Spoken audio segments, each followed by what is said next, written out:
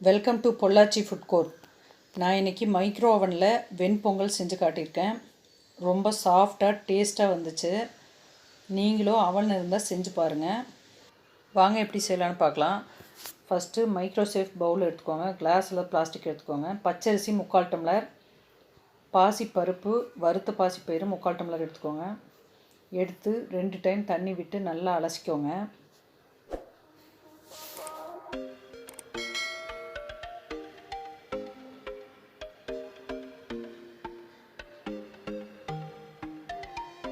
அலசிட்டு தண்ணி விட்டு அரை மணி நேரம் ஊற வச்சுருங்க. அரை மணி நேரத்துக்கு அப்புறம் தண்ணி நல்லா வடிச்சிட்டு உப்பு 1.5 டீஸ்பூன் போட்டுக்கோங்க. நெய் 3 டீஸ்பூன் சேர்த்துக்கோங்க. சேர்த்துட்டு சுடு தண்ணி 4.5 டம்ளர் சேர்த்துக்கோங்க. 1.5 டம்ளருக்கு 4.5 டம்ளர் கரெக்டாக இருக்குது அவனில் வைக்கிறதுக்கு.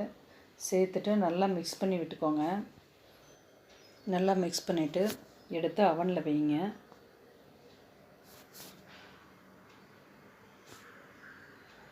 வச்சு க்ளோஸ் பண்ணிவிட்டு மைக்ரோவேவ் பவர் லெவல் 100 டிகிரியில் 30 நிமிஷத்துக்கு ஸ்டார்ட் கொடுங்க.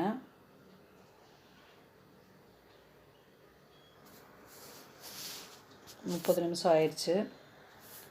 நல்லா வெந்திருக்கும். எடுத்துருங்க. எடுத்துகிட்டு பாருங்கள், நல்லா வெந்திருக்கு. நல்லா ஃபுல்லாக மிக்ஸ் பண்ணி விடுங்க. நல்லா சாஃப்டாக எப்படி வெந்திருக்கு பாருங்கள். எடுத்து அந்த சைடு வச்சுருங்க. வச்சுட்டு இன்னொரு பவுலில் நெய் 3 டேபிள் ஸ்பூன், எண்ணெய் 2 டேபிள் ஸ்பூன் சேர்த்துக்குங்க. இஞ்சி 1/2 இன்ச் பீஸ் பொடியாக நறுக்கி சேர்த்துக்கோங்க. முந்திரி பருப்பு 15 நம்பர் சேர்த்துக்கோங்க. குருமிளகா 1/2 டீஸ்பூன், சீரகம் 1 டீஸ்பூன், பச்சை மிளகா 2 எடுத்து நீல வாக்கில் வெட்டி சேர்த்துக்கோங்க. கருவேப்பிலையில் 1 கிலோ சேர்த்துக்கோங்க. 2 பிஞ்சு பெருங்காயத்தூள் சேர்த்து நல்லா மிக்ஸ் பண்ணி விட்டுக்கோங்க. மிக்ஸ் பண்ணி எடுத்து அவனில் வைங்க. வச்சு க்ளோஸ் பண்ணிவிட்டு மைக்ரோவேவ் பவர் லெவல் 100 டிகிரியில் 3 நிமிஷத்துக்கு ஸ்டார்ட் கொடுத்துக்கோங்க.